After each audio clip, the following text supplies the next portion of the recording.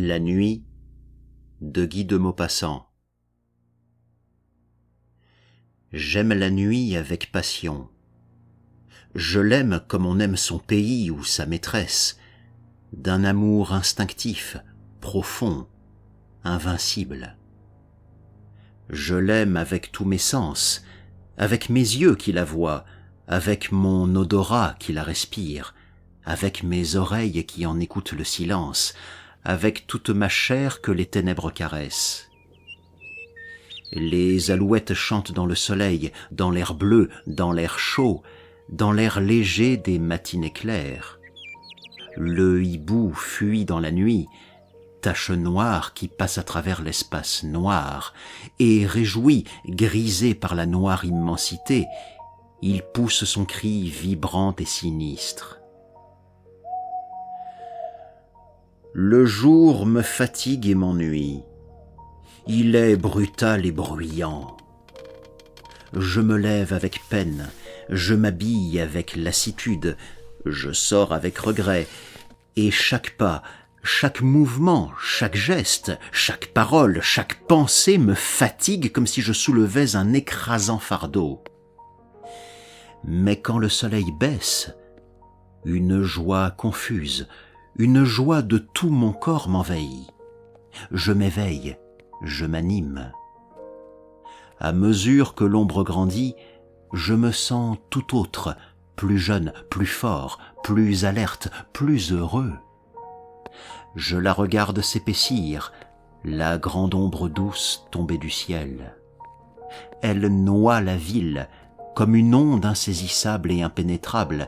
Elle cache, efface, détruit les couleurs, les formes, étreint les maisons, les êtres, les monuments de son imperceptible toucher. Alors j'ai envie de crier de plaisir comme les chouettes, de courir sur les toits comme les chats.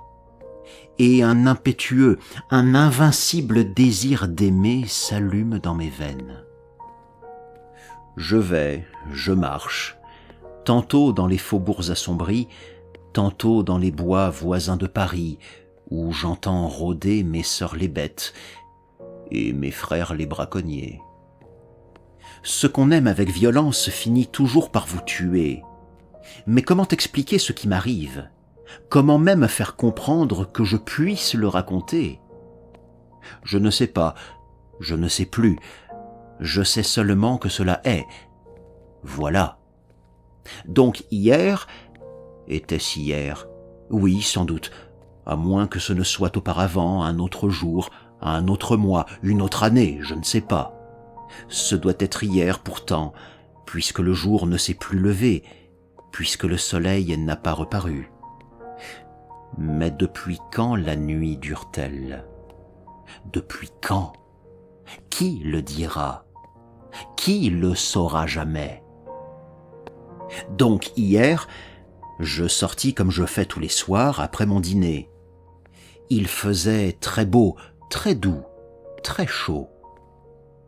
En descendant vers les boulevards, je regardais au-dessus de ma tête le fleuve noir et plein d'étoiles découpé dans le ciel par les toits de la rue qui tournaient et faisaient onduler comme une vraie rivière ce ruisseau roulant des astres. Tout était clair dans l'air léger, depuis les planètes jusqu'au bec de gaz. Tant de feux brillaient là-haut et dans la ville que les ténèbres en semblaient lumineuses. Les nuits luisantes sont plus joyeuses que les grands jours de soleil. Sur le boulevard, les cafés flamboyaient. On riait, on passait, on buvait.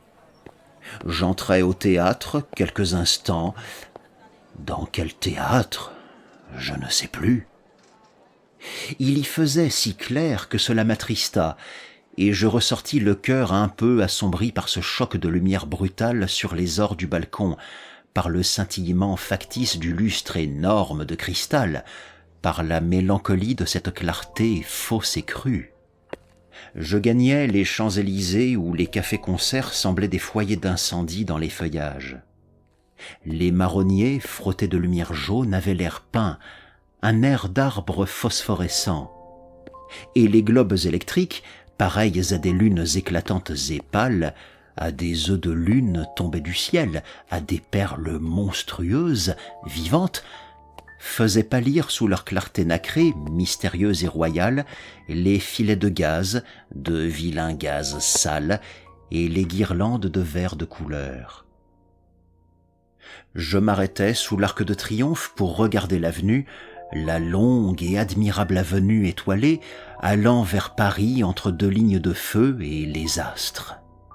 Les astres là-haut, les astres inconnus jetés au hasard dans l'immensité où ils dessinent ces figures bizarres qui font tant rêver, qui font tant songer. J'entrais dans le bois de Boulogne et j'y restais longtemps, longtemps. Un frisson singulier m'avait saisi, une émotion imprévue et puissante, une exaltation de ma pensée qui touchait à la folie. Je marchais longtemps, longtemps. Puis je revins. Quelle heure était-il quand je repassais sous l'Arc de Triomphe? Je ne sais pas. La ville s'endormait et des nuages, de gros nuages noirs, s'étendaient lentement sur le ciel. Pour la première fois, je sentis qu'il allait arriver quelque chose d'étrange, de nouveau. Il me sembla qu'il faisait froid, que l'air s'épaississait, que la nuit, que ma nuit bien-aimée, devenait lourde sur mon cœur. L'avenue était déserte maintenant.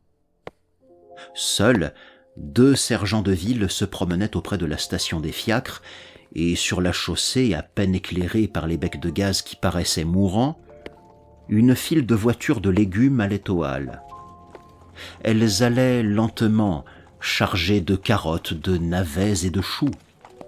Les conducteurs dormaient, invisibles. Les chevaux marchaient d'un pas égal, suivant la voiture précédente, sans bruit sur le pavé de bois. Devant chaque lumière du trottoir, les carottes s'éclairaient en rouge, les navets s'éclairaient en blanc, les choux s'éclairaient en vert. Et elles passaient l'une derrière l'autre, ces voitures, rouges d'un rouge de feu, blanches d'un blanc d'argent, vertes d'un vert d'émeraude. Je les suivis, puis je tournai par la rue Royale et revins sur les boulevards. Plus personne, plus de cafés éclairés, quelques attardés seulement qui se hâtaient. Je n'avais jamais vu Paris aussi mort, aussi désert. Je tirai ma montre. Il était 2 heures. Une force me poussait, un besoin de marcher. J'allais donc jusqu'à la Bastille. Là, je m'aperçus que je n'avais jamais vu une nuit si sombre, car je ne distinguais pas même la colonne de Juillet, dont le génie d'or était perdu dans l'impénétrable obscurité. Une voûte de nuages, épaisse comme l'immensité, avait noyé les étoiles et semblait s'abaisser sur la terre pour l'anéantir. Je revins. Il n'y avait plus personne autour de moi. Place du Château d'Eau, pourtant, un ivrogne faillit me heurter, puis il disparut. J'entendis quelque temps son pas inégal et sonore. J'allais. À la hauteur du faubourg Montmartre, un fiacre passa, descendant vers la Seine. Je l'appelai. Le cocher ne répondit pas. Une femme rôdait près de la rue Drouot. « Monsieur, écoutez donc !» Je hâtai le pas pour éviter sa main tendue. Puis, plus rien. Devant le vaudeville, un chiffonnier fouillait le ruisseau. Sa petite lanterne flottait au ras du sol. Je lui demandai « Quelle heure est-il, mon brave ?» Il grogna « Est-ce que je sais? J'ai pas de montre. » Alors je m'aperçus tout à coup que les becs de gaz étaient éteints. Je sais qu'on les supprime de bonne heure avant le jour, en cette saison, par économie. Mais le jour était encore loin, si loin de paraître. « Allons aux halles, pensai-je. Là, au moins, je trouverai la vie. Je me mis en route, mais je n'y voyais même pas pour me conduire. J'avançais lentement, comme on fait dans un bois, reconnaissant les rues en les comptant. Devant le Crédit Lyonnais, un chien grogna. Je tournais par la rue de Gramont, je me perdis. J'errais, puis je reconnus la bourse aux grilles de fer qui l'entourent. Paris entier dormait d'un sommeil profond, effrayant. Au loin, pourtant, un fiacre roulait, un seul fiacre, celui peut-être qui avait passé devant moi tout à l'heure. Je cherchais à le joindre, allant vers le bruit de ses roues, à travers les rues solitaires et noires, noires, noires comme la mort. Je me perdis encore. Où étais-je? Quelle folie d'éteindre sitôt le gaz! Pas un passant, pas un attardé, pas un rôdeur, pas un miaulement de chat amoureux. Rien. Où donc étaient les sergents de ville? Je me dis, je vais crier, ils viendront. Je criais. Personne ne répondit. J'appelais plus fort. Ma voix s'envola, sans écho, faible, étouffée, écrasée par la nuit, par cette nuit impénétrable. Je hurlais. Au secours! Au secours! Au secours! Mon appel désespéré resta sans réponse. Quelle heure était-il donc? Je tirai ma montre, mais je n'avais point d'allumette. J'écoutais le tic-tac léger de la petite mécanique avec une joie inconnue et bizarre. Elle semblait vivre. J'étais moins seul. Quel mystère! Je me remis en marche comme un aveugle, en tâtant les murs de ma canne, et je levais à tout moment mes yeux vers le ciel, espérant que le jour allait enfin paraître. Mais l'espace était noir, tout noir, plus profondément noir que la ville. Quelle heure pouvait-il être? Je marchais, me semblait-il, depuis un temps infini, car mes jambes fléchissaient sous moi, ma poitrine haletait, et je souffrais de la faim horriblement. Je me décidai à sonner à la première porte cochère.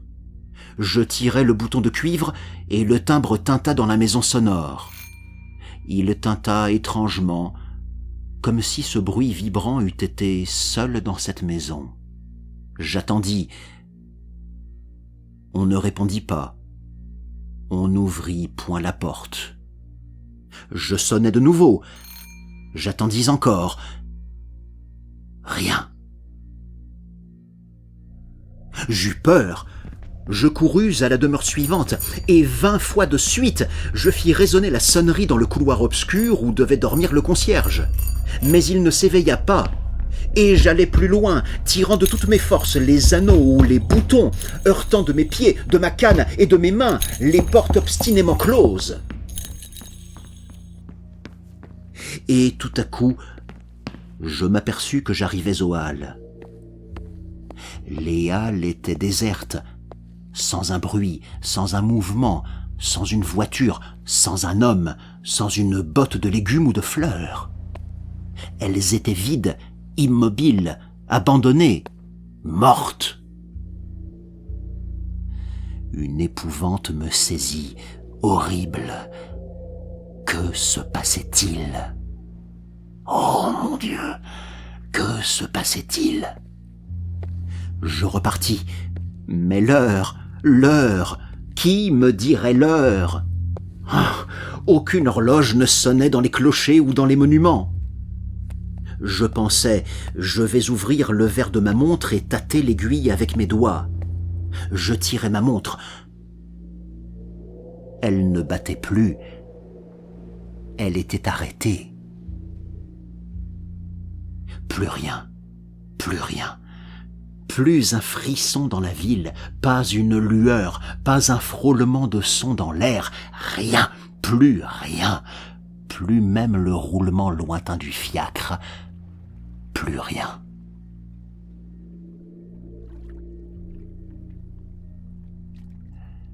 J'étais au quai et une fraîcheur glaciale montait de la rivière. La Seine coulait-elle encore?